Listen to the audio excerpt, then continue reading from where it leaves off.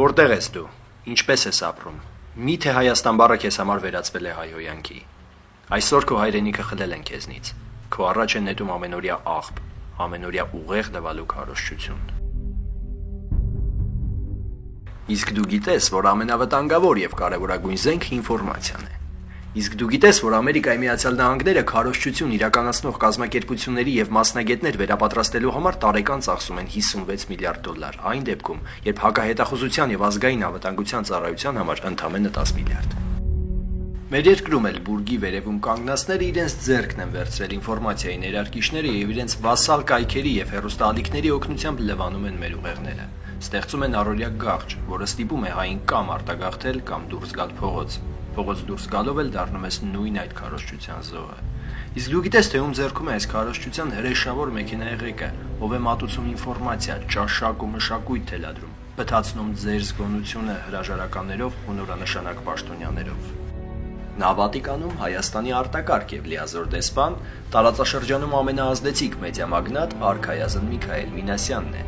Նրան իր Օքսֆորդում սովորած տարիներին երևի թե հաջողվել է սերտել արևմտյան քարոզչական մանիպուլյացիաները եւ ուղեղ լվալու մեթոդները, վերադառնալով իր մայր հող, իր աներոջ բարձր հովանու ներքո դեսպան Մինասյանը մինչ օրս կարողանում է կազմակերպել գաղջային իրականությունը։ Իշխանական կլանին հաջողվել է խարազանել ու թամբել հայկական լրատվական կազմակերպությունների եւ հեռուստաընկերությունների մեծ մասին, որոնք էլ անվերապահորեն կատարում են նրանց կմահաճույքները։ Իսկ նորահայտ ընդդիմադիր կայքերը, որոնք դեռ չեն անցել Միքայել Մինասյանի սրի տակով, կամ կատարում են արևմուտքի պատվերները, կամ էլ դեռ իրենցից վտանգ չեն ներկայացնում։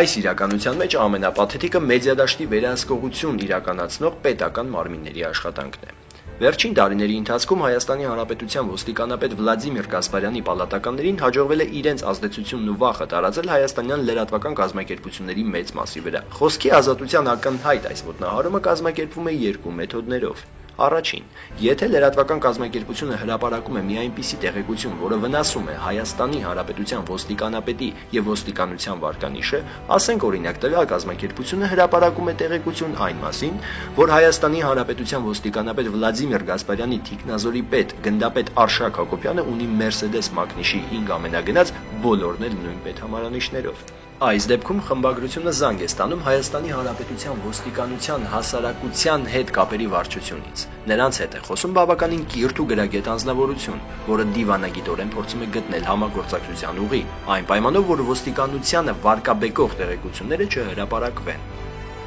Եթե տվյալ լրատվական կազմակերպության խմբագիրը դրսևորում է կամային հատկանիշներ եւ մերժում է ջենտլմենին, ապա ոստիկանությունը ձեռնամուխ է լինում պլան B-ի։ Նրանց խմբագրությունն է այցելում Հայաստանի Հանրապետության ոստիկանապետի խորհրդական բավականին հակասական վարկանիշ ունեցող մի անհատականություն, ով գործադրելով ռեպրեսիայի տարբեր մեթոդներ, սպառնալիքներ, շանտաժ, կարողանում է հասնել արդյունքի։ Այսպիսով, մեր երկրում օբյեկտիվ եւ առանց վերամշակումների տեղեկություն ստանալու համար պետք է բավականին ջանք թափել։